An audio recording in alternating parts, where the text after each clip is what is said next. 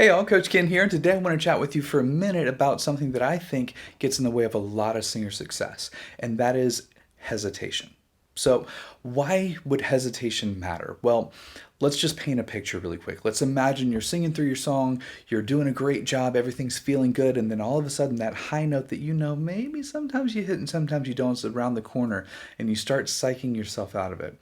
And then you get to it, and then you kind of pull back. Well, all of a sudden, what you've done is you've changed your airflow, you've changed the shaping, and you're in a position where you're much less likely to hit that note with confidence and with authority. So hesitation gets in the way of a lot of singer success because basically it's them psyching themselves out of how to move forward and how to sing the song in a really solid way.